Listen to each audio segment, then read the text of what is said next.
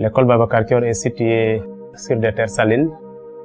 Et puis, l'école est située à l'entrée du village, traversée par une route principale, ce qui gêne un peu la sécurité des élèves. ñun fii lañ jàngee suñu yaay fii lañu jàngee position bi moom baaxul ndax xorom bi dafa jege xorom bi. chaque année ñu defar ñoo si day yàqu rek soo xoolee ñi ñu leen sampandoo da nga yaakaar yu bees tàq la mais gis nga déjà ñu ngi si deuxième réparation wala troisième réparation. école bi rek ñu ngi ko doon rafetlu keroog te góor ñi dañoo participer jigéen ñi participer mooy participation bi ma lay wax. góor 1000 francs jigéen 500 ba ñu am 300 20 000 22 200 moom lañ defaree école bi.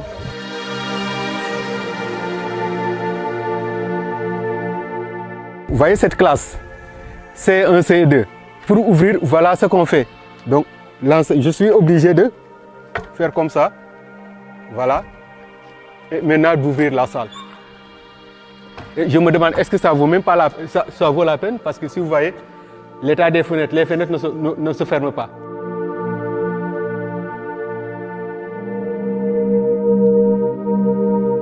C'est des toilettes qui, depuis 2 à 3 ans, ne sont plus fonctionnelles. Ils sont obligés donc de sortir quelque part et faire leurs besoins. Et ça, c'est dangereux. Imaginez-vous, un élève de CI, bien de CP, bien un élève de préscolaire qui est dans une école et qui n'a pas de latrine. Vous l'avez constaté, au niveau de l'école, il n'y a pas un mur de clôture. Nous sommes en face avec le vent, donc il fait frais. La salinité aussi constitue un problème réel même au niveau de l'école.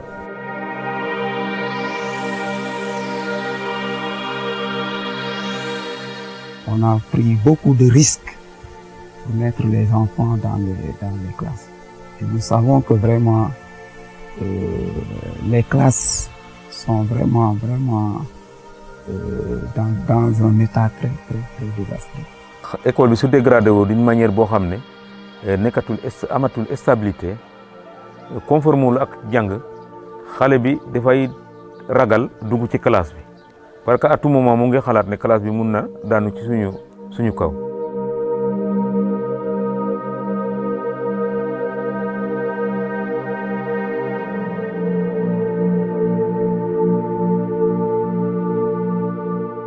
C'est les matériaux tels que le fer qui ne parviennent pas à résister à l'impact du milieu.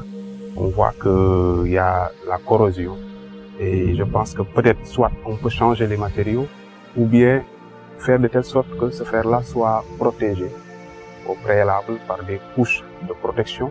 Ça, c'est une solution. Ou bien changer carrément les matériaux de construction parce qu'on ne peut pas à chaque moment faire des réhabilitations à coût de millions. Et là, ça devient très compliqué.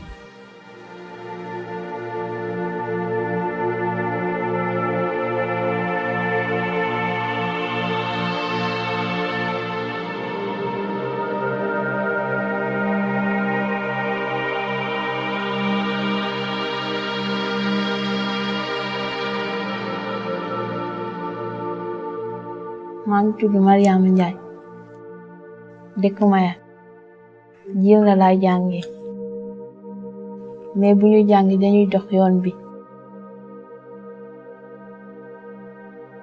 parfois nga fekk yoon bi du am ndox parfois nga fekk mu fees del puus ba ndox bi yem ñu ci ay ndigg ñi dañuy simeeku parfois sax suñu kaye yi dañuy tooy.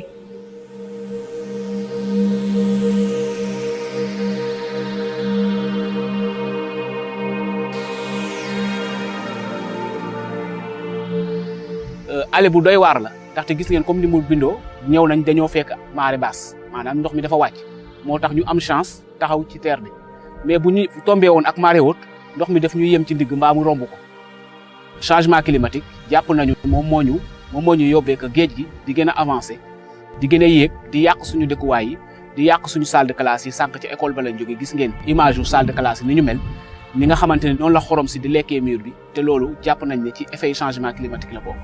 bu xoola fi ñuy jaar li yoon bi mel xoru paañ yi dañuy gaañ xale ci seen tànk te ñun amuñu dara école bu ubbee nga bëgg a jënd kaye bëgg a jëndal xale bi yëre fourniture noonu te doole amul wax dëgg yàlla métti na torop.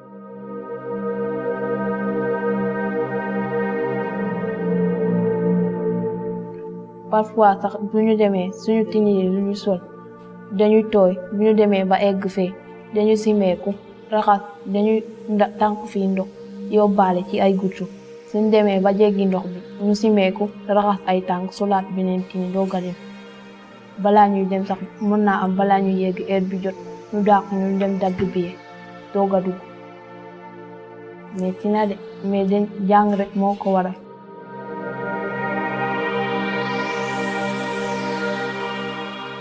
boo yeggee sax man musée bi buy wax doo concentré wu ndax dangay sonn nelaw jàpp la boo ñëwee fii itam day guddi affaire bi lëndëm ba doo mun a réviser. yow en tant que waajur en tant que femme boo xëyee ba sa doom di dellu si ci kër gi doo am jàmm sa xel du dal stress ngay nekkee ba sa doom dellu si waat ce qui se passe à Maya loolu mooy xew à Ngandior loolu mooy xew à Famine loolu mooy xew à Félire ay xale yu ndaw jàng ba am examen entrant en sixième mais tous les problèmes du monde la ñuy am seen waajur yi am tous les problèmes du monde pour ñoom ñu mun a continuer seeni jàng.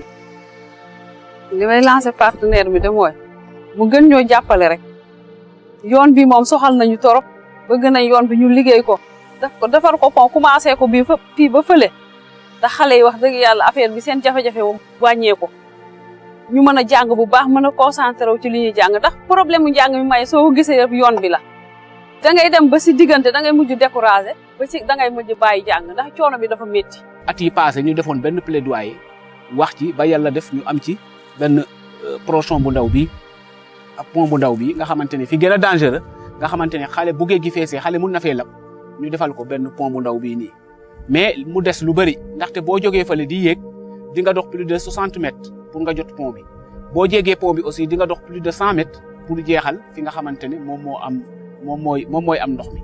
L'appel que je vais faire à nos supérieurs, c'est d'abord d'avoir cette discrimination positive envers les zones vulnérables, en faisant de sorte qu'ils aient des infrastructures de qualité, qu'ils aient une certaine mobilité, mais aussi qu'on renforce les parents qui vivent aussi dans une certaine difficulté pour avoir les moyens de supporter l'éducation de leur progéniture. Et ça, c'est important.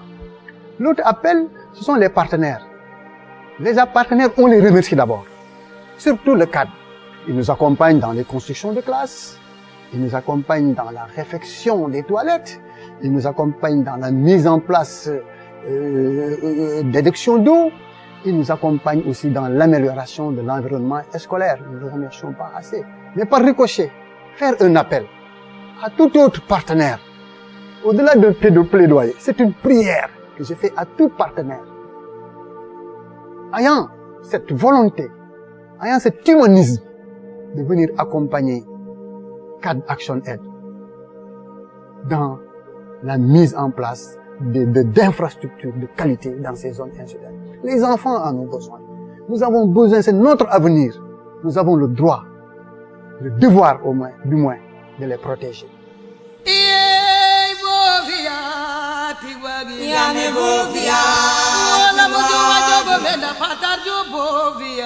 Tigwa,